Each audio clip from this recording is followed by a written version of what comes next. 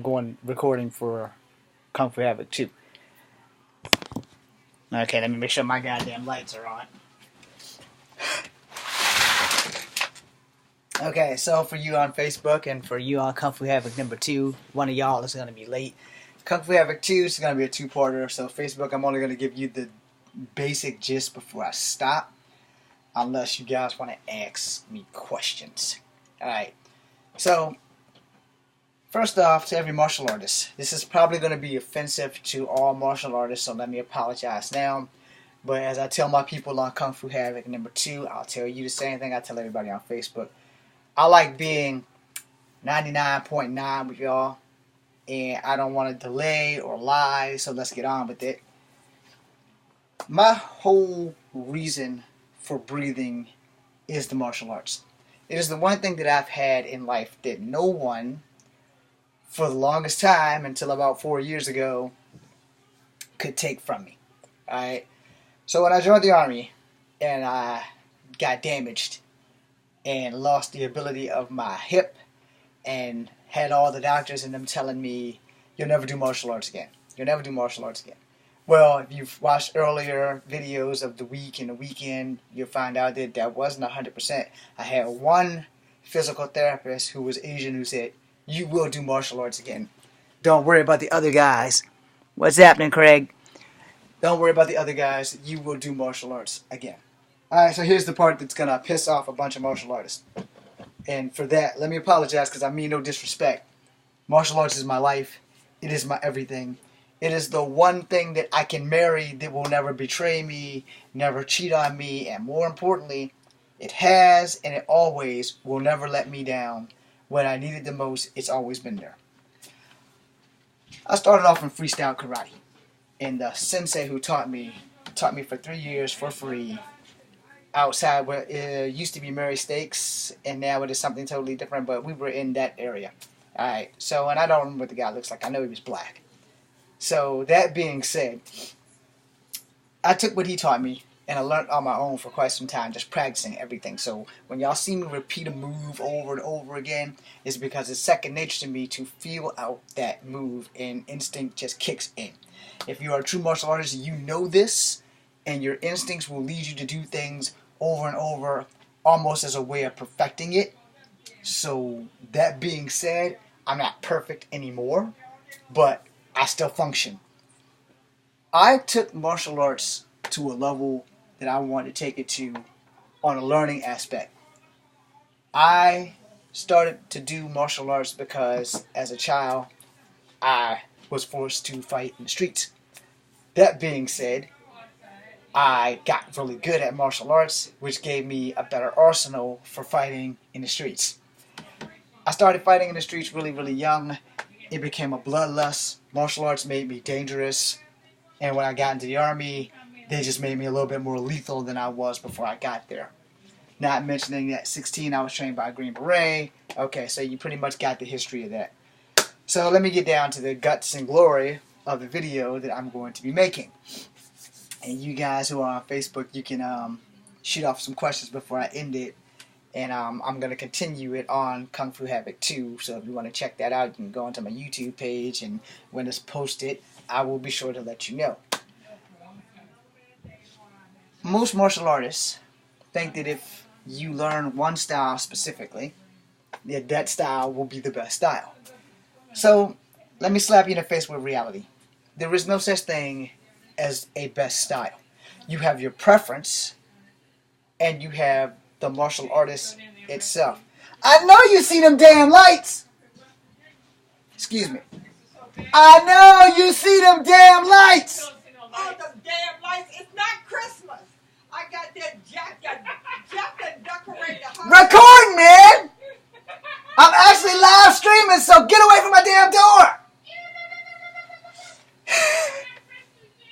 Another reason why I need to sidekick people is because of those damn lights.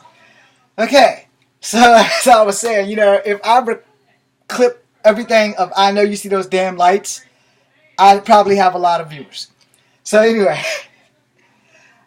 I took martial arts to get really, really good at fighting. Alright? Now granted, martial arts isn't supposed to promote violence. It's not supposed to be something that you use just because you can. It's supposed to be something that you use as a last resort, self-defense, etc. Okay, here's where I piss everybody off. I didn't take it for that. I took it so I could be good at fighting. I took it so that I could understand how far my body could go and what I could and could not do with it. Okay? So as I got older, martial arts tamed the wild child. It kept me off the streets. It saved my life from doing stupid stuff that all my friends who wound up going to juvie or going to jail or probably still in jail these days, martial arts saved me from a lot of stuff. But as I discovered my martial art talent, my martial art skills and stuff, I decided to take a path that's not good and not evil, but right down the middle. And that path was, if I can learn as many martial arts as I can find, I don't have to beat the martial art or the person doing the martial art. But if I can learn it, I can recognize it, I can defeat it. And I've been like a sponge. So I've never applied to get rank. I've never joined martial arts so I can get a black belt. I never joined martial arts to break boards or break bricks. I joined martial arts so I could become one of the most dangerous people on the planet. I want to say that because I want to be honest with everybody.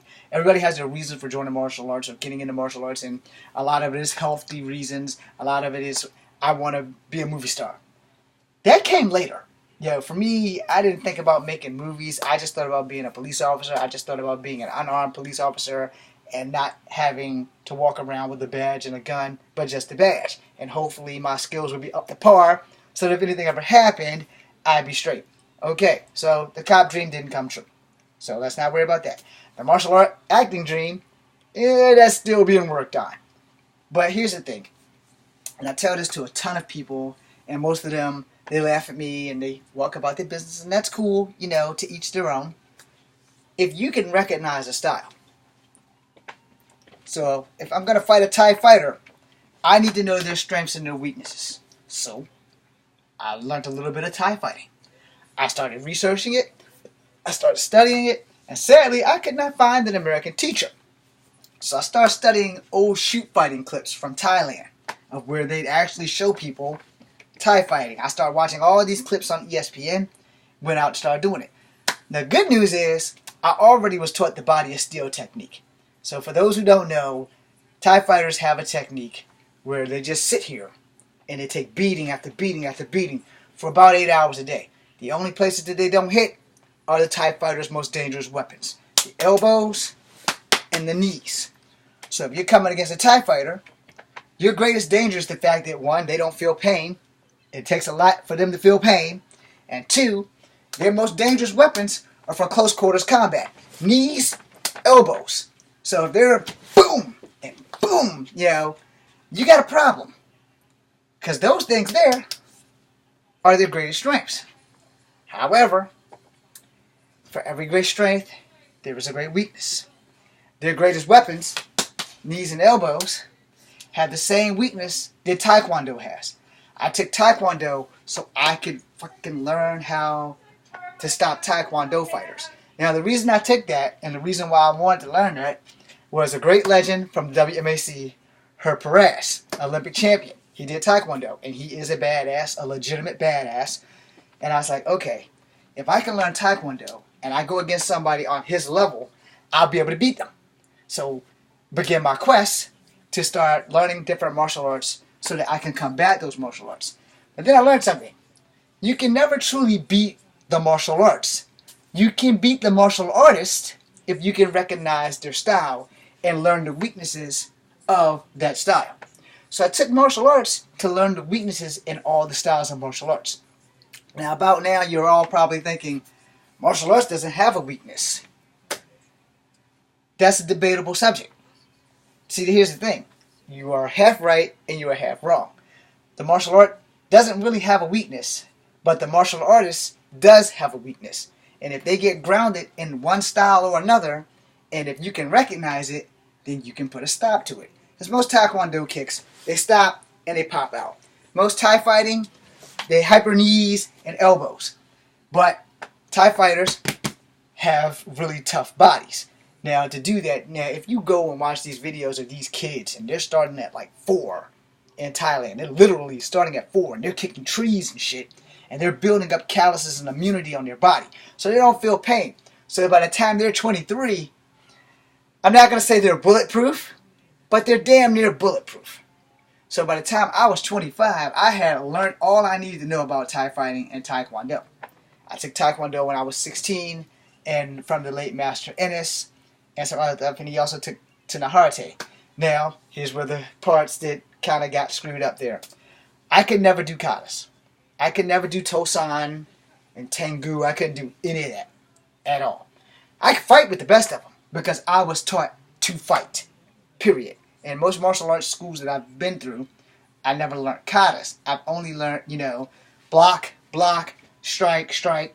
Then I learned the simple differences with karate, block and strike. With Kung Fu, block, strike is the same move. So it's like, Now, a lot of teachers aren't going to give you the rundown on that. So, let me be honest. As I made videos earlier today, and they're on my Kung Fu Havoc 2 channel, the first thing you have to understand is, no matter how much martial arts you learn, the ultimate fighter is the battle that you have within yourself, in your head.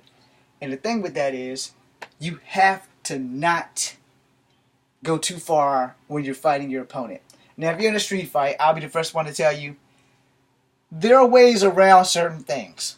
You don't have to hurt someone to immobilize them. But if that person refuses to stay down, then you have an issue. I will not talk about that issue live on Facebook. I will answer questions about that in private or on my Kung Fu Havoc 2 channel. If you write down a topic or whatever, I'll shoot you right back. But when you are in a fight, most fights, let's be honest, they're not like the movies. They don't last 15 minutes. They don't last like The Matrix and stuff like that. Actual fight lasts anywhere between 3 to 5. Now, if you're in a controlled environment, you got the best of 7 rounds or whatever.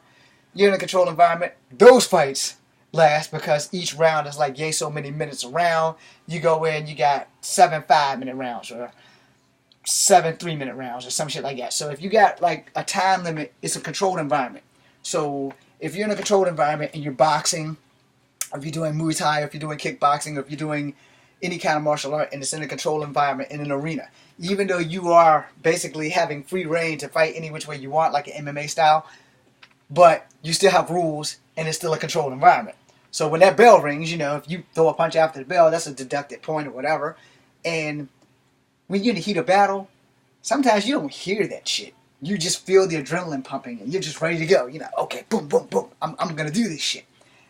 Now, when you're in the streets, different ball game. There's no controlled environment, and fights generally last between 3 and 5 minutes. And if you're good, you walk out of that fight okay. If you're not good, you carried out sleepy sleep. Okay? So, I know my way around a fight pretty well. Let me send this way back to Ida there. And the thing with fighting bears no gender discrimination. My style was based on Wing Chun. I took all of the Kung Fu and karate I learned, some Taekwondo, some Kempo, some Karate, some Judo, some Jiu-Jitsu, a little bit of Ninja. Anything that you learn in an American school is just an Americanized version of something from an Asian country. So don't go over to Asia and think you're a badass, because that's a grounds for you to get your ass kicked. And you're going to be like, oh, well, I didn't learn that. There's a reason why you did not learn that. A lot of senseis are only teaching non-Asian people certain things. So you have to accept that when you go into these schools, regardless of your teacher being Asian or non-Asian. If their Asian teacher only taught them so much, it was because of things back in the old country, in the old ways, that Bruce Lee was fighting to change for everyone else, showing the beauty of Chinese culture. And other Japanese martial artists felt the same way, and that's kind of how those things rolled out. Because before that, before the 70s and the 80s and stuff like that, before my time, most Asian people, you wouldn't be taught. Like if you were serving in Vietnam and we had a deal with them, so they would teach some of our servicemen certain stuff. But if you were just a normal Joe Blow off the street, that shit wasn't happening. And that's kind of the way it works. Until this day, it's still like that in some places. And some schools will just not welcome non-Asian people into the schools. Now, I can't say it's everywhere, but for the most part, some secrets are not meant to be shared. Okay? Just to get that out the way, get some clarification. When I started practicing what I saw, because the hurricane kick and tornado kick are the same thing. The hurricane kick is what they call it in Kempo. Tornado kick is what they call it in Taekwondo. But it's the exact same damn kick. Alright? So then you have martial artists like Van Damme and Seagal and Speakman and my favorites that aren't in that list that I named. They're not my not favorites, but I've had issues with some of the way they've lived their lives. But when you get into like the Gary Daniels, the Ray Parks, the Chuck Jeffries, the Billy Blanks, the Jet Lees, the Dolph Lundgrens, when you get into those guys, and let's not forget my all-time favorite, Sammo Hung and Jackie Chan. When you get into those guys have a little bit more, I want to say, finesse without insulting those guys that I named over here. Most of the guys I named over here that are more of the wushu and traditional Chinese type fighting, and yes, Dolph Lundgren does know Kung Fu, so don't get that twisted. He was a Swedish Kung Fu champion. Same thing with Olivier Gruner, just in case you guys are sleeping on him. Be careful. He's out there. So, those guys that I named over here, I admire just a little bit more. And I did admire Seagal, and I did admire Van Damme. And I do admire Gary Daniels. But Gary Daniels has, kind of like me, he hasn't grasped that brass ring. And him and Ray Park kind of look alike, so they could make a brand new Double Dragon movie and use both of them, and that would be awesome. Because Ray Park's a badass, and Gary Daniels is definitely a badass. You guys probably don't know them, but, Google them. They're great guys. Anyway, and I left off the entire WMAC MSC Masters roster for that, because all of those guys are great, and I still chat with them when I get the chance. I haven't had a chance to contact Larry Lamb in a while, so if he's watching, I salute you. That's the wrong hand, but anyway.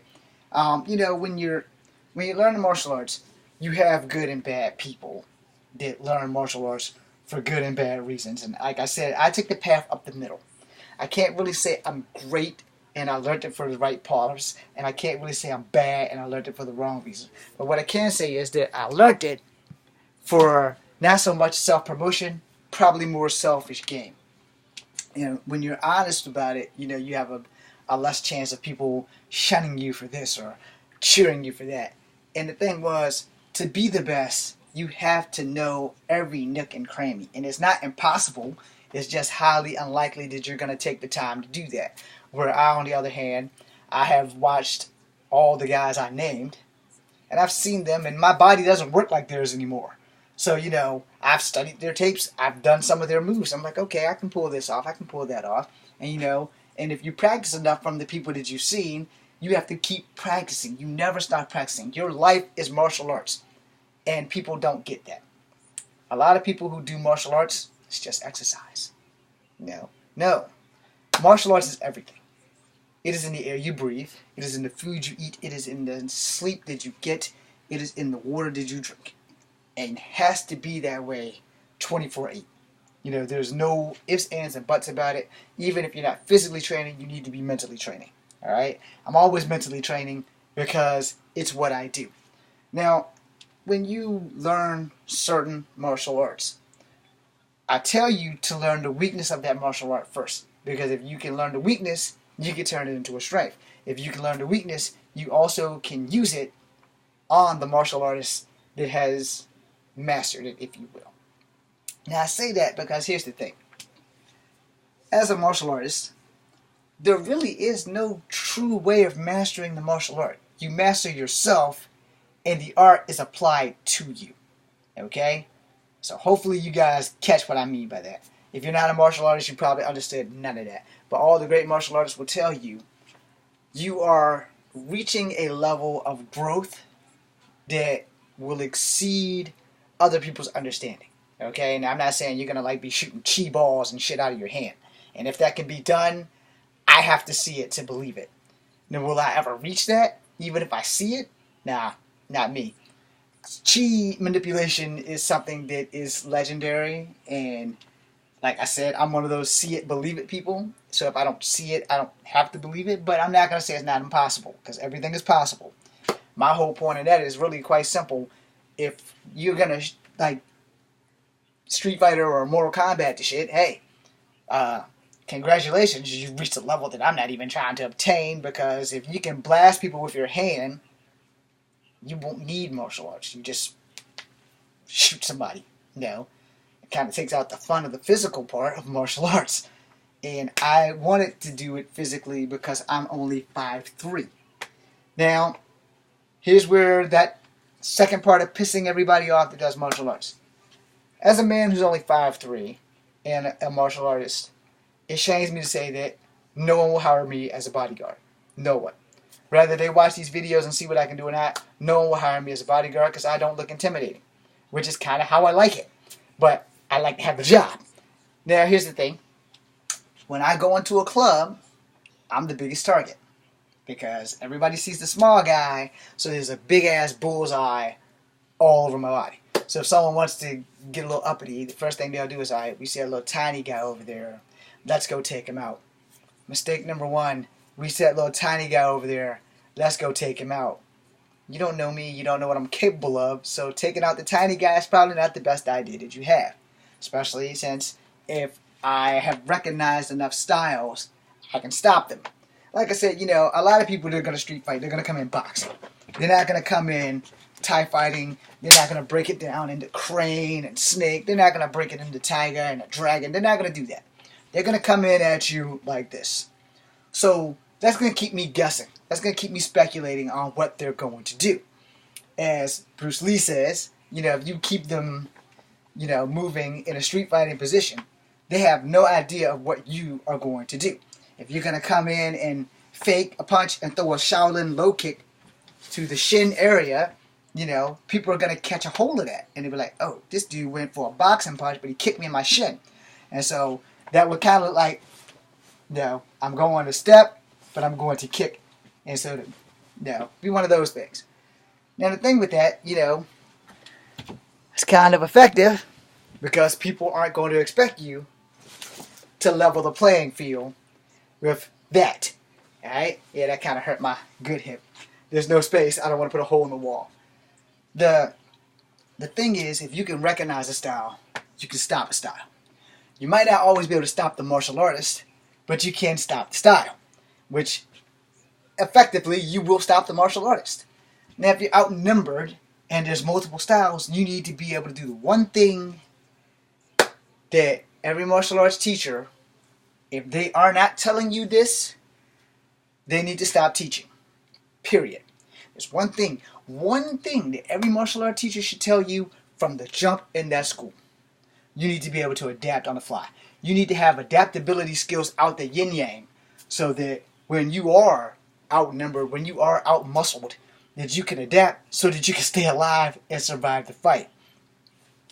So I'm gonna go with the ancient Chinese philosophy of we don't teach you to fight, we train you to die so that you will fight to survive when the fighting attacks.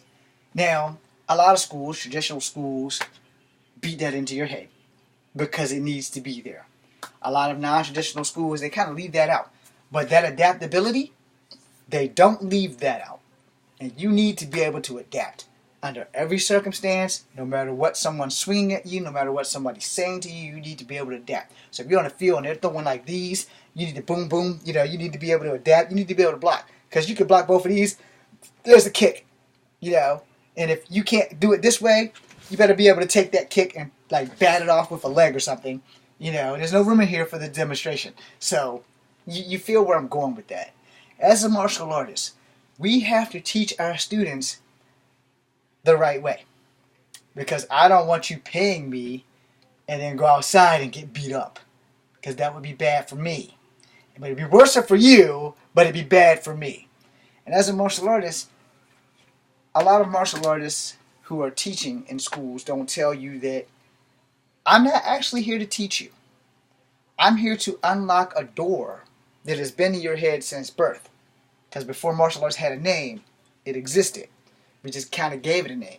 And then it kind of adapted into the multiple styles of martial arts today. Why do they not tell us this? Well, it depends on the teacher. You go to the right teacher, who's taught properly by the right teacher, and tradition, you get told this stuff. You go to some guy who's just trying to cash in because they're great, you don't get told this stuff. Here's the thing. I tell people all the time, don't ground yourself in one style.